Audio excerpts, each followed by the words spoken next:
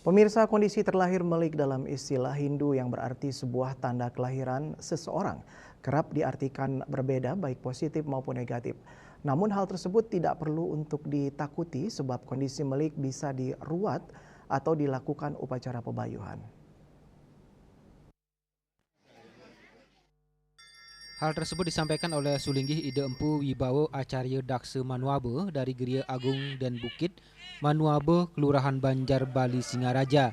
Dijabarkan adanya beberapa istilah melik seperti melik adnyana, melik abimata, melik ceciren, melik apit wangke, melik apit telaga, melik apit pancoran, dan lainnya. Menurutnya sebaiknya melik diruat atau dipebayuhin melik agar tidak ada terjadi masalah dalam keadaan tersebut.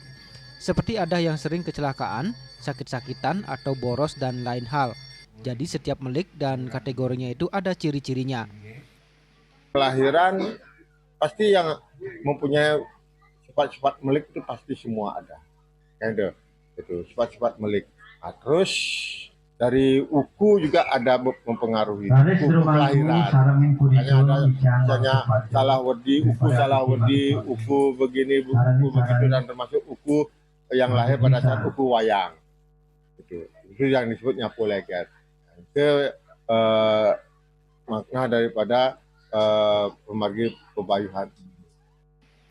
Kadek Dwi dan Ketut Sudiana yang mengikuti upacara mebayuh oton melik ini mengaku memiliki kendala dalam kehidupannya dan berharap dengan mebayuh ke depannya segala sesuatunya bisa lancar dan berjalan semestinya.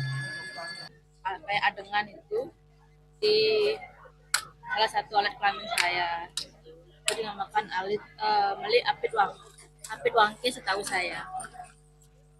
Kalau saya sih, saya bersaudara tiga-tiganya dikembalikan isinya melik ya, tiga-tiganya harus melaksanakan upacara ini sih biar supaya depannya bisa lebih baik.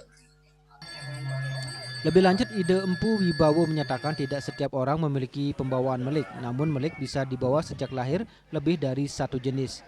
Juga pada prosesi penebusan melik atau ruatan dilakukan dengan cara yang berbeda. Pada dasarnya melik adalah sebuah tanda lahir, namun ketika sudah dilakukan pembayuhan atau diruat, niscaya akan membawa menuju kebaikan. Yasari Yuli, Bali TV.